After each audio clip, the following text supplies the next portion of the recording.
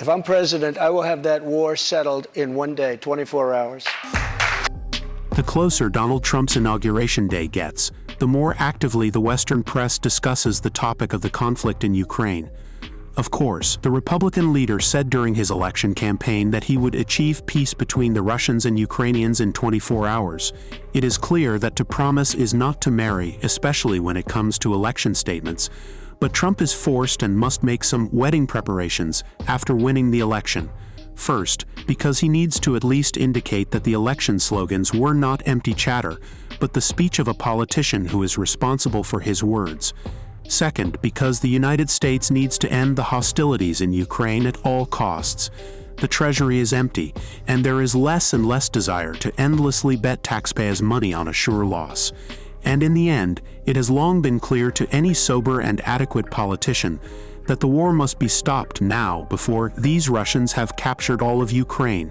Otherwise, they will not allow anyone to bite off anything from the still existing Ukrainian pie. And so, late in the evening of December 3rd, news began to spread in media that Trump's team had formulated as many as 3 plans for reconciliation between Kyiv and Moscow. It is noteworthy that these plans had been developed several months ago, but the press had not paid attention to them. At first, because there was no point in beating around the bush before the elections. What if Kamala Harris wins? Then there would be no changes to be expected.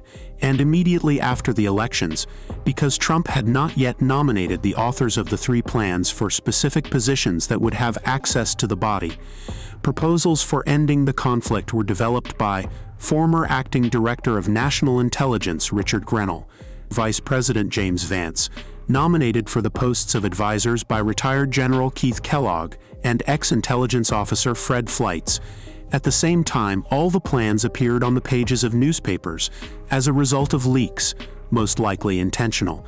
Not a single one of them was officially presented, which is also not surprising. No one is responsible for the content of the leaks, and it is possible to check the reaction of society to what is proposed.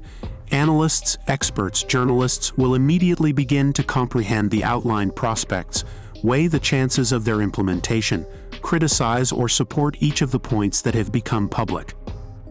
According to Vance, a demilitarized zone should be created between Ukraine and Russia, which should be heavily armed and fortified on the Ukrainian side in case of aggression on the Russian side. At the same time, there is no talk of NATO membership. Grenell agrees with the vice president on the issue of the unproductiveness of Ukraine's admission to NATO, since it does not meet the interests of the United States.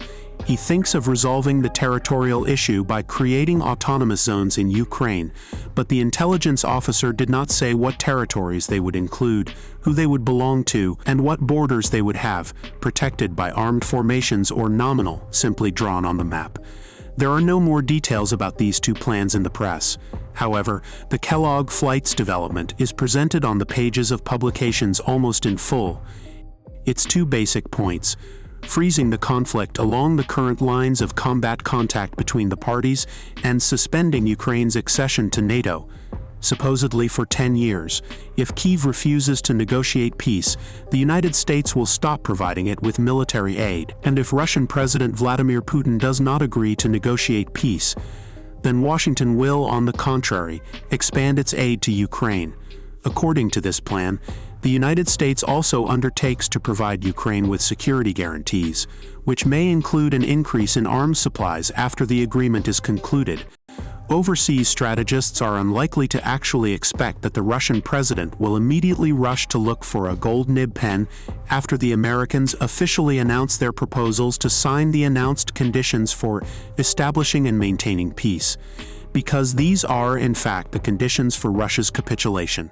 Therefore, few doubt that Putin will not even go to the city where the meeting will be scheduled. There are more important things to do than to waste time. The American plans for establishing peace in Ukraine are, in fact, a herbivorously named operation to force Russia to peace. Such measures against the Russian Federation could have taken place, and did take place, during the unification of the GDR with the FRG and after the announcement of promises about non-expansion of NATO to the east during the times of Gorbachev and Yeltsin. Putin is made of different stuff. He understands perfectly well that the promises of not accepting Ukraine into NATO in the next 10 years are just a celebration of Russia's defeat, postponed for a decade, which could happen now.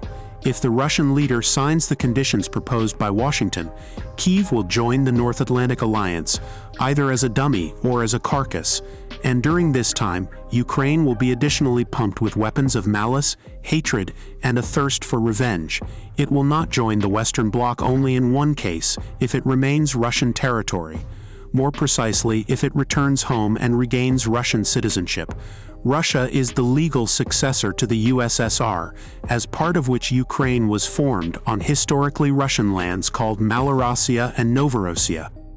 Answering journalists' questions during a recent visit to Kazakhstan, Putin once again emphasized that Moscow has already formulated the conditions for concluding peace at a meeting with the leadership of the Ministry of Foreign Affairs on June 14, 2014, and changes to them are possible only if hostilities continue.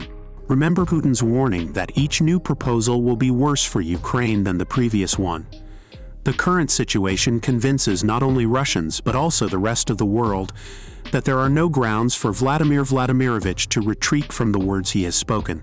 It is clear that Trump's preliminary plans will not be accepted by Putin, and this will give the new US president the opportunity to say something like, "I tried, but they didn't want to," and give Western media the opportunity to shout from the rooftops about Russia's inability to negotiate, its aggressiveness and threat to the West.